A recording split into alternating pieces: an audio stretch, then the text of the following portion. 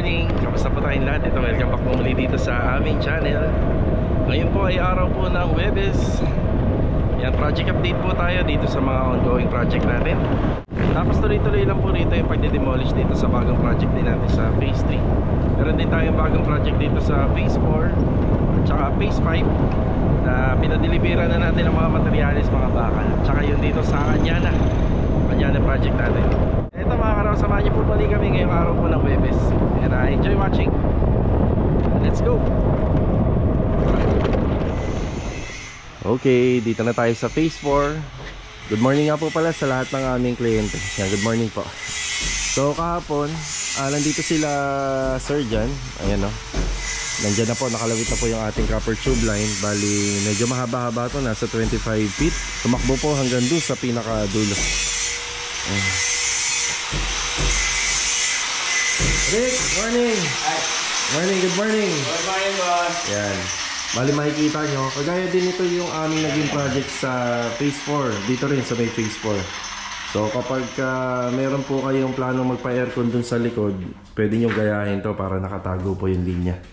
Yung kulay puti po na yan, isa copper tube yan. Hanggang dun, sa dulo. Sino kasama mo? Si Badong. Good morning, Badong. Yan. Op, yeah. Okay. Ito yung ating binayaran kay Sir Jan sa copper tube. Kasi ito nga po pala yung kitchen counter niya. So kaya ganito to dahil yung gas range. So sukat namin dito 70 cm. Tapos maglalagay pa po ng side by side door na refrigerator. Ang sukat naman ay sa 84 cm. Si Kuya Dinto nga pala makakasama nila ngayong umaga dito dahil merong ayusin na electrical dito. Ay, si Kuya Dinto, good morning po. Good morning! Ay, good morning. Kaya dito, magkakaroon kasi ng isang track light dyan na nakaharap po dyan. Pero kailangan sarili yung switch niya. Sarili? Sarili. Kasi ito nasa... Dito pwede? Pwede dyan. Dyan na lang po. Isang series line ho kasi ito. 8 pin light. Tapos, isang track light dito. Tapos, okay na po lahat yun. Ito lang, isang track light lang. Yan, isang track light lang. Ito lang pala.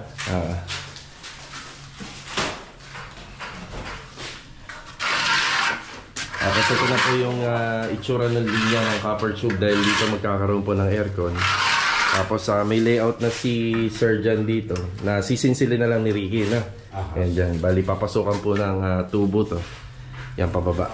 Yan ako, may tubo pala dito eh. Nilis ko. So dyan po mapupunta yung pinaka-overflow ng aircon. Yan pababa na po yan hanggang dito. Rick, medyo kailangan dito malalim. As in malalim siya. Kasi kapag ka mababaw lang yung tubo mo, magmamoist yan. Malalim. Malalim yung papagawa po natin dito. Pagka binabaw nyo po yung mga ganito, malalim kasi syempre nag-absorb ko ng malamig na tubig galing po sa aircon.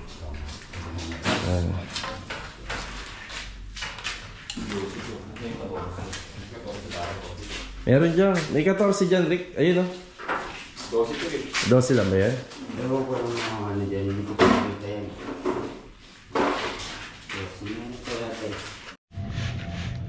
Bistay muna ng konti. Meron kasing sininsil sila Sir Jan dyan. Ayan o. So yung wall na yan, binutas yan para tumagos yung copper tube. Ngayon ang plano nito, yung condenser ng ating indoor unit at saka outdoor, nandito nakalagay. So dyan lang po siya nakalagay para kapag magpapamaintenance sila client, balang araw kapag kailangan na linisin yung condenser ng aircon, yan, dito lang po banda, hindi na po doon sa likod. Bago saraduhan ng kisam ito, kailangan syempre double check. Yan, na-inspection na po namin yung narito yung mga linya. Yan, na-testing na po namin to. Lahat naman po gumagana. Kasi ito, nagpapa-add lang ako ng isang wire para sa track light. Ito ko kasi sila client may balak ilagay dito. Mas maganda ko kasi kapag naka-track light, diba? Mas pansinin po siya. Kaya abangan natin yan kung ano yan. Ano yung ilalagay dyan. Bali, meron tong isang center light, meron tong total of pin light na 7 sa pinaka-living area. Tapos dito naman yung TV console. Yan, may pailaw na dyan, tsaka may bumaba ng linya para sa outlet. Dito isang center light. Tapos may mga ano na po rito. Connectivity ng outlet at saka ito sa P5 bulb light. Pag ilagay nyo lang sa ano po? Hindi na po tayo rito. Kaya Dinto, thank you ha. Salamat. Ayan, bali, nagdagdag po tayo ng isang linya rito para sa truck light. Nabili na rin po natin sila Ricky rito kasi magkikisami na po sila. Kukubera na po nila ito ng ceiling gamit itong Python board. Tapos meron tayo isang abang syempre dito ng tubo kasi may range hood dito eh. Kaya kailangan may tubong nakaabang po dyan. Meron din dito sa kabila. Meron din dito bago sila magkisami. Yan. Okay. Next naman po natin yung dito sa Phase 5. Tsaka pala mga karohos, meron kaming isang project dito na nakukulangan ako sa harapan ng bahay niya.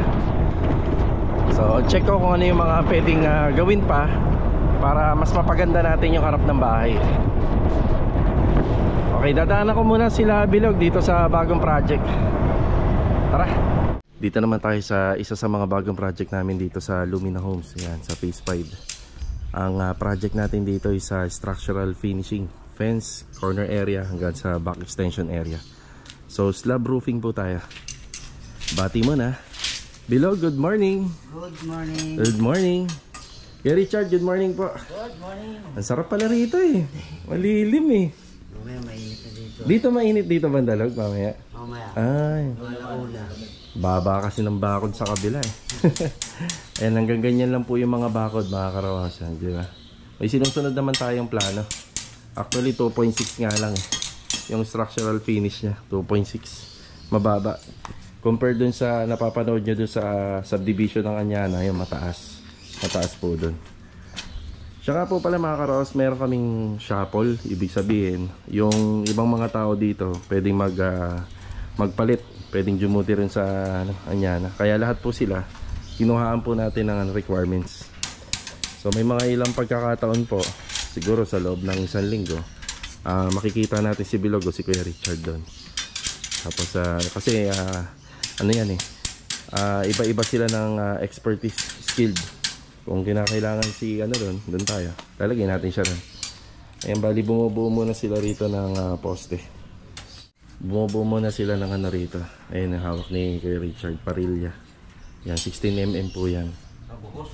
Ayan, buhos agad. Ay, si Kuya Richard. Ayan. Kaya spacer na, diyan ka na lang kumuha. Tapos lilinisin pa po nila yung mga ano dyan, yung column kasi hanggang ngayon may tubig pa. Sobrang lalim po kasi ng mga ano natin dito. Okay. Tapos ito 16mm natin isa 6. Yan. 6, meron pa po yan sa gitna. Tapos yung anilyo 10mm po yung ginamit namin. Yan. Sa kabilang side, yan, simot na po yung lupa rito. Actually, yung mga ginagawa po namin dito na nagtatambak sa kabilang unit, may violation yun pero nakikiusap naman tayo. Tingnan nyo naman, iniwan naman po namin na maayos. Nakikiusap na lang po tayo na tatanggalin naman po kagad. Napakahirap po kasi talagang gumawa ng dikit-dikit ang bahay tapos masikip pa. Yan, isang disadvantage yan. Yan. Yan, kahapon naging topic po natin dito isa sa mga disadvantage kapag nagpapagawa ka po na nakatira ka na, mahirap din po yun. May mga malalaking adjustment din. Alright, naayos muna nila. Ngayon nakadami na po sila rito. Yan, bakal muna. Tapos ito po, lagi namin inuuna yung bandang likod. Pag may corner, yan inuuna namin para kapag nakapagbuhos na, dire-diretso po yung gawa. So ito naman po yung susunod.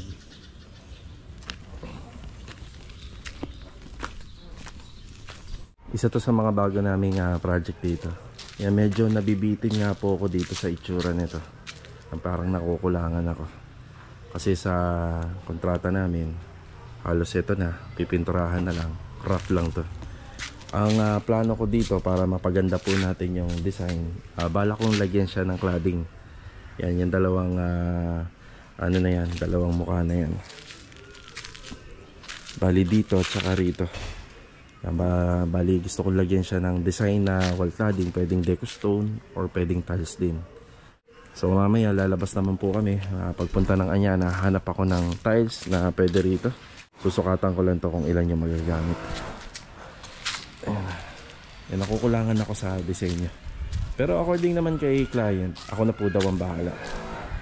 So tayo naman kapag may extrang budget pa naman, so binubuhos natin para mapaganda po natin yung trabaho. Ayan.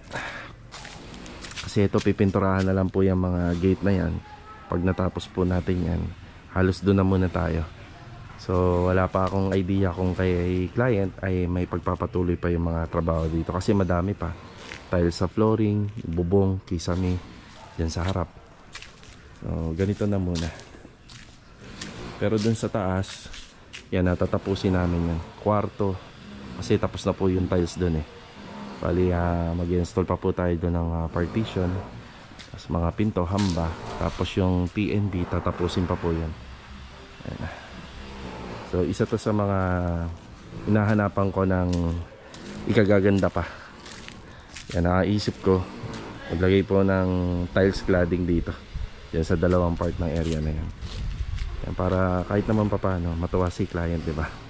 Tsaka syempre tayo rin sa mga nanonood, nagkakaroon ho kayo ng idea kung mas ano pa yung ikagaganda po dito sa harapan ng bahay.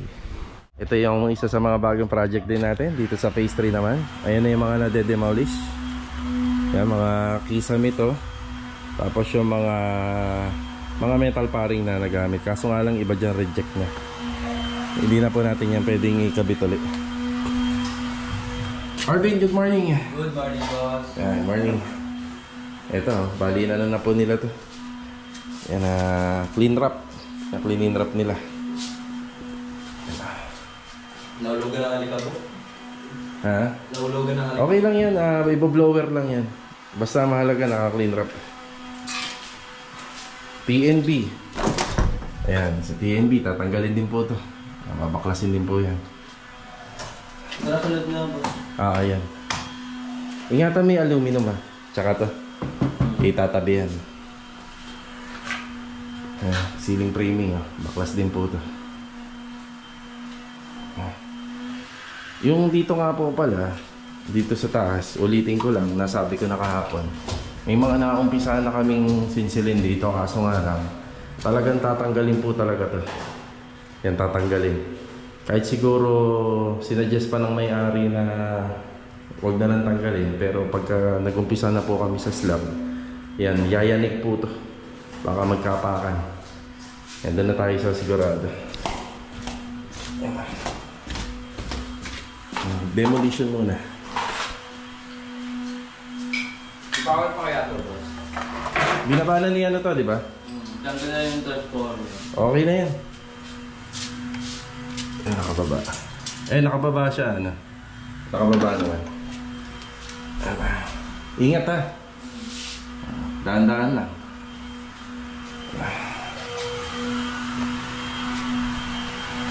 Sa kabila naman. Pintuan na pala yung dinadali rito. Yeah, good morning. Good morning. Good morning.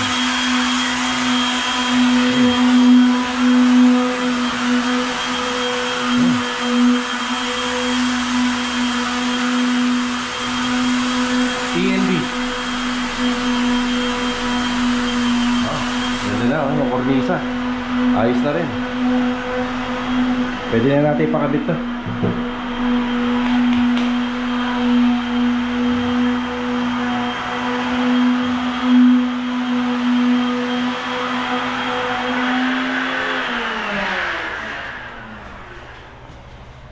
Sa taas. Pintuan.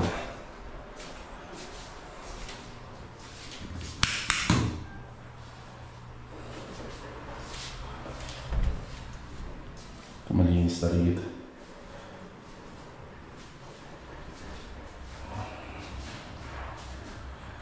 Linis na.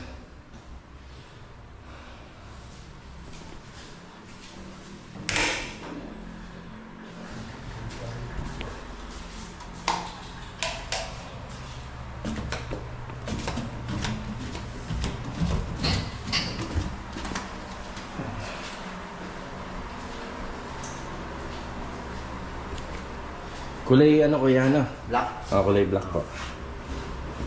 Black natin to para bumagi sa lahat. Kasi black na yung ano niya, yung bintana. Pwede naman pong palitan ng kulay yan. Chocolate brown or black yan, pwede naman. Kasi yung ilalagay na screen door dito, kulay black din. Yan, next week pwede na po natin kabit yung mga wall fluted panel dito. Tapos yung mga cabinet handle, isa-isa. Pwede na rin makikabit. May ilaw pa po tayo rito. Yan, naka-track light tayo rito, tsaka dito banda. Yan, naka-track light din. Ito na nga po pala yung sa altar. Meron pa kami ilalagay na stopper dito. Yan, para hindi mahuhulog yung imahe kapag kayo nilagay.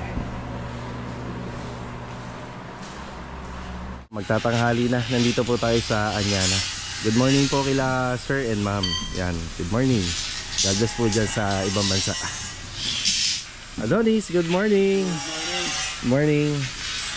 Bali, ito nga po pala kahapon, nakaisang hakot pa ng baklam po si Ray-Bans Hardware. Bali, doon nga po pala namin yan na pinapahakot doon sa isa sa mga hardware na malapit po doon sa area namin sa Bagtas. So, nakaisang hakot pa ng bak na, kaya nawala na po rito yung ibang mga nakasako. Tapos, nadagdagan uli. Bali, ngayong araw na to, ngayong hapon, naka-schedule po uli sila. So ang ginawa naman po namin dito, yung pamorma ng poste ang ikinalang namin dito para walang lalagpas. Tapos mamaya kukuha po tayo ng gate pass. Magpapagate pass tayo ng graba kasi magbabagsak na po sila ng mga parilya dun sa column. Yan ang spacer natin. Tapos kahit dito na muna namin ibagsak yung graba.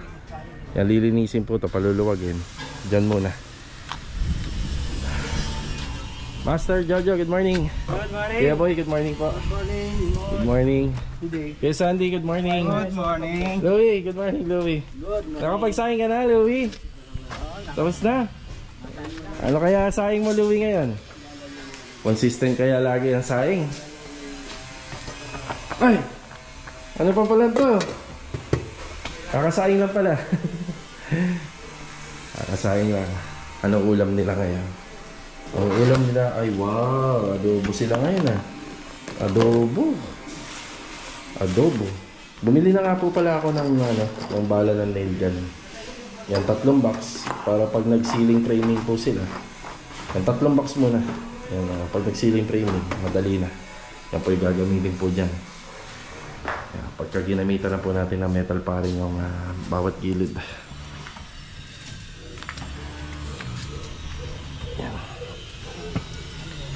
Yan, parilya.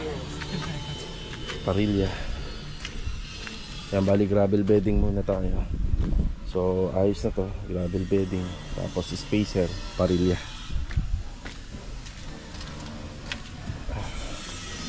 Yan yung posting malaki dyan. Diyan na sinuwan. Doon pa. Malalaki yung poste dito. Bali sa ano pa lang, sa pinaka plano pa lang po natin, malalaki na pati sa mga biga.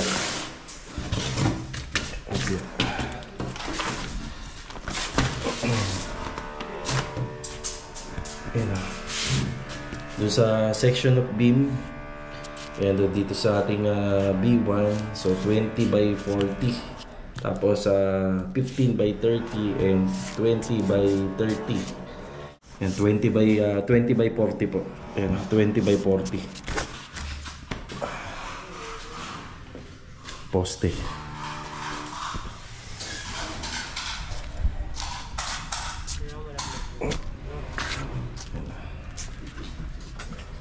Yan, puputol si Adonis ng bakal. Sige, dun. Sige.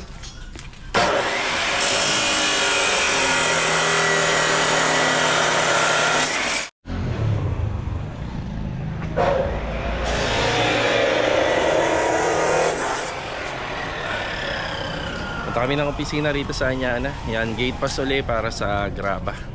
Tapos sa checklist na rin pala kasi yung mga personal na tools para sa mga manggagawa, mga binili natin sa Inco, included na yung mga plies, martilyo, kailangan may checklist. Yan, isa yan sa mga rito, rules, di ba? Tara. Dito na tayo sa office. Yan, magpapasok tayo ng 3 mini dump truck ng graba. Pero pautay-utay po to. So sa ngayon first truck lang. Pati nga po pala rito yung kung ilan yung number ng wheels ng truck ay hanggang 12 lang. So yung 16-wheeler, 14-wheeler, so wala na po, hindi na pwedeng pumasok dito sa loob ng subdivision. So yung mga pupasok naman sa delivery truck natin, 6 lang naman yung gulong. Kaya si Mrs. na po bahala dyan. Siya yung assistant natin. Huwag mong kalimutan yung checklist para sa tools. Yan na.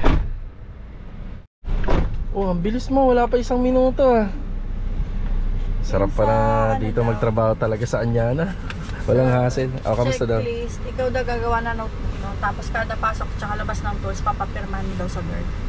Okay. So, bili tayo ng logbook sa madaling salita. So, sige. Sa kasi sa Lumina, walang ganun. Pero meron ganun dun sa, sa mga nagawa namin noon. Sa Camellia at saka dito sa Grand Antel. So, medyo matrabaho nga lang yan. Pero ang hahawak na nun sila Master Jojo niya at saka sila Kuya Boy. Permado ka agad Inurasan niya kita 40 seconds lang. Kain na. Ay, meron pa rin Dahil pa yun. Nakakabalik ba kayo? Nakakaisang ulit pa kayo? Sakto lang yung saing ni Louie. Sakto lang. Si Louie, 3 balik yan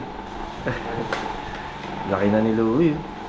Dati ang payat lang ni Louie Kaya Sandy, round 2. Ano ba?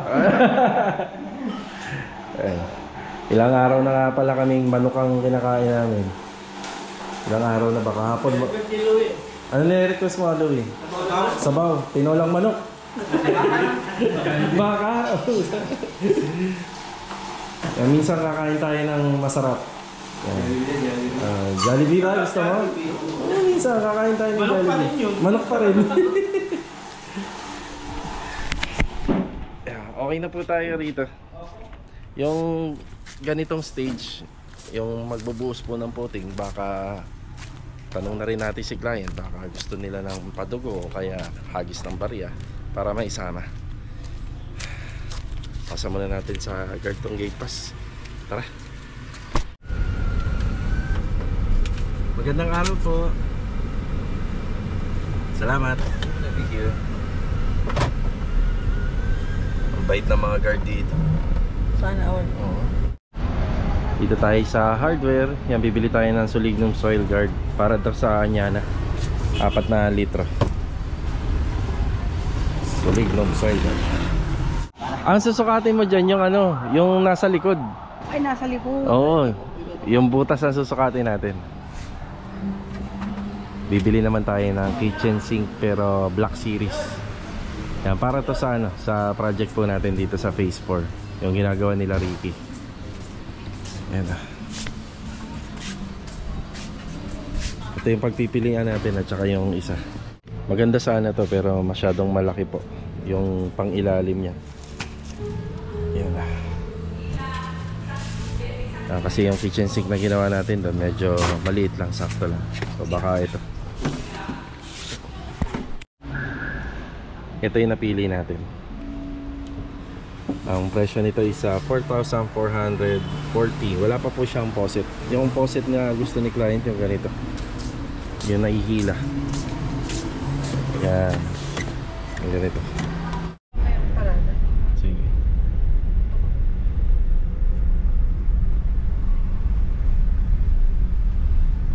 Dito tayo sa Wilcon.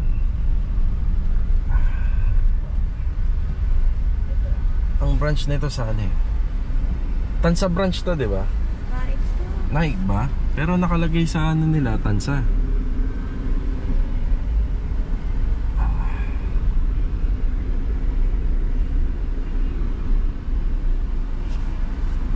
Gusto mo dun na lang? Dun banda? Dun banda para hindi masyadong mainitan.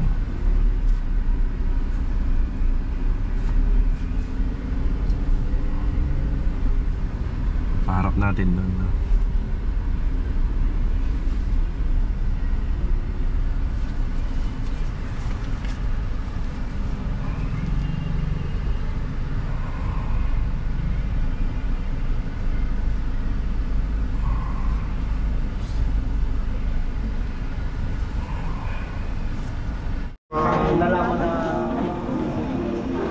Si ma'am na lang. Okay na tayo rito. Yung binili ko nga po palang tiles, yung tiles na lang po dun sa poste. Yan, para uniform po sila. Pinayungan ka pa, Joy, ah. Hanggang pagsakay. Bali, pabalik na po tayo ng Lumina. Yan, shoutout muna sa Lavador family at Leses family. Yan, God bless po sa inyo. Always ingat po palagi. Yan, may mga inasikaso lang kami ni Mrs. para rito sa mga house renovation natin. Yan, shoutout nga po pala sa sister-in-law ni Ma'am na tagaan niya na. Yan, God bless. Yan. Balik ulit tayo sa phase 5 dahil nihatid din natin yung tiles na binili natin sa Wilcon. Yan, update na po tayo rin. Tara.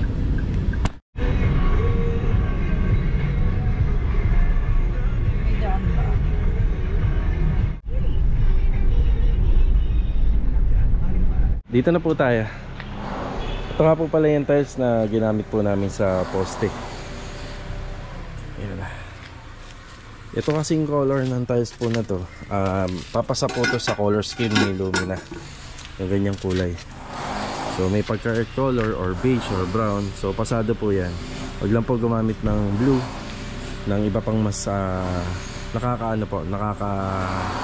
kontra po sa kulay ng fasad ng bahay. Bali ko nahihirapan po tayo mag color combination po sa may cladding at saka between ng tiles. Pwede naman po tayong gumamit ng same.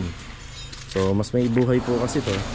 Tapos yung paggamit po ng tiles sa cladding, mas easy to maintain. Tapos easy to install lang naman po to. Tapos syempre sa maintenance pupunasan lang. So pwede rin naman po rito pintura, pwede na rin po rito ay pwedeng sandblast kagaya po rito sa may main door, pinakapasad. So pwedeng ganun. Pero mas naisip ko para mas maging maganda. So ganyan tiles na lang din po yung gagamitin po dyan. Para kahit pa paano po, maganda po siya tingnan. Ngayon kapag ka na finish to, mapinturahan, ibang kulay naman yung gagamitin dito. So light beige para lumabas po yung accent ng wall cladding at saka ng poste. So may kulang po kasi siya. Kulang po siya tingnan. Naisip ko rin sana deco stone, kaso nga lang yung mga kulay po ng deco stone halos nandito na po sa tiles. Ayan, ganda po ng texture nito. Ayan na. Rough tiles.